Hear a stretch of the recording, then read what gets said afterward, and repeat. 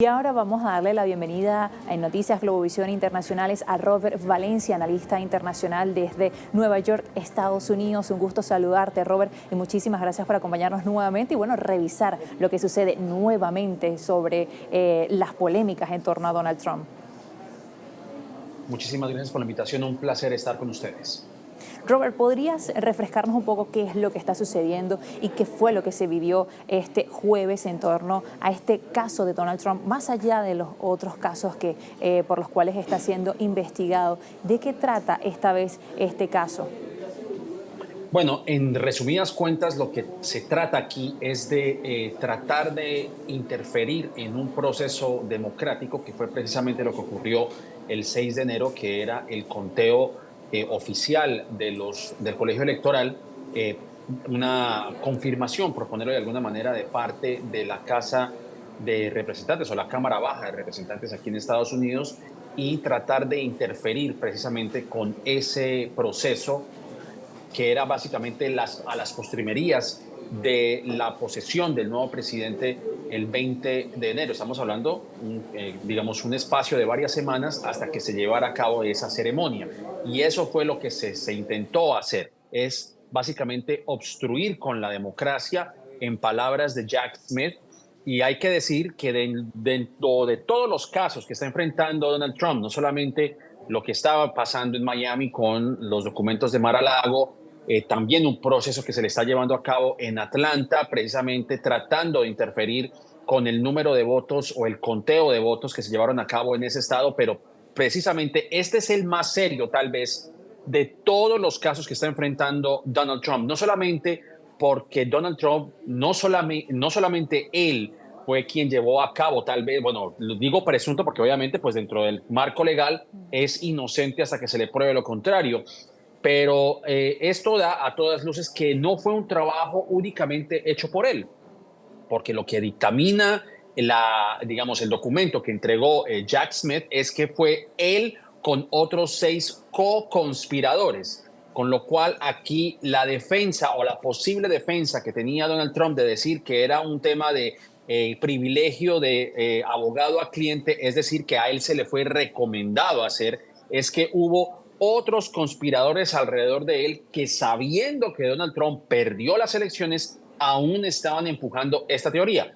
Ahora, si me permites brevemente decir que precisamente una de estas co-conspiradoras, según documentos del periódico USA Today, uno de esos co-conspiradores es Rudolph Giuliani, que precisamente fue a los medios de comunicación empujando esta teoría de que Donald Trump era el ganador, y no nada más y nada menos que Sidney Powell, que fue la abogada que empujó esta teoría de que las máquinas que habían registrado los votos lo habían hecho de manera fraudulenta, lo cual también llevó precisamente a digamos, a este arreglo que tuvo la compañía Dominion con Fox News por $500 millones. Es decir, fue una cantidad bastante abultada, además de que ya estaba empujando la teoría de que países precisamente como Venezuela habían interferido en estas elecciones. Así que estos casos son bastante serios y vamos a ver con qué rapidez va a llegar la jueza en Washington, D.C., quien también se ha encargado de otros cargos en contra de otras personas que llevaron a cabo precisamente esa insurrección o ese autogolpe de Estado del 6 de enero del 2021. Que es otra de las investigaciones por las cuales Trump se ve envuelto, ¿no? Pero ahora a nivel social sobre todo, estamos viendo por un lado cómo podría esto además influir en la narrativa además tan incendiaria que tiene Donald Trump, cómo podría, por ejemplo, ahora la sociedad estadounidense ver o tener confianza en las instituciones, porque Trump señala una cacería de brujas, una instrumentalización para que él no pueda participar en las próximas elecciones, pero por otro lado también está en juego la credibilidad a un proceso electoral que ya estaba en tela de juicio según Donald Trump en este momento, y por eso este es el caso que estamos revisando en este momento. Esa es una muy buena pregunta y creo que eso es lo que está tratando de hacer Donald Trump, con lo cual él ha logrado mantenerse en una, digamos, amplia ventaja frente a sus otros contrincantes republicanos. Si vemos las encuestas, Donald Trump tiene más del 50% de la preferencia del electorado republicano, que es el que va a elegir a su candidato mediante las primarias. digamos, del lado opuesto está Ron DeSantis, que era lo que llamaban muchos el salvador del Partido Republicano, pero no llega ni a la mitad de la preferencia del votante republicano en esas mismas lides. Y creo que lo que ha logrado Donald Trump es precisamente lo que tú señalas, es fomentar la desconfianza en las instituciones y llamarlo una cacería de brujas, y que lo que se está tratando de hacer es una persecución política. Y hay algo que eso es lo que lo ha caracterizado a él dentro de la preferencia de los republicanos, de que es una persona que va simplemente a ganar a toda costa. Y creo que eso es lo que ha caracterizado al Partido Republicano. Más allá de enfrentar a su contrincante demócrata o de tener unas elecciones en franca lid, lo que ocasionan es eso, fomentar la desconfianza en nuestras instituciones. Se está politizando precisamente este proceso, que es lo que están tratando de hacer los republicanos, y fomentar esa desconfianza. Y creo que ese lado es peligroso, porque independientemente de lo que se alcance en digamos, en estos juicios, es tener un grado de responsabilidad. Lo que ocurrió el 6 de enero no debe ser olvidado, que eso es otra de las teorías que están tratando de hacer los republicanos, no solamente aquellos que están afines del Partido Republicano, sino personas dentro del mismo partido que están en ejercicio del poder. Hablo de Kevin McCarthy, que es el líder de la mayoría republicana en la Cámara Baja, y otras personas, otros funcionarios republicanos que dicen que este incidente hay que olvidarse.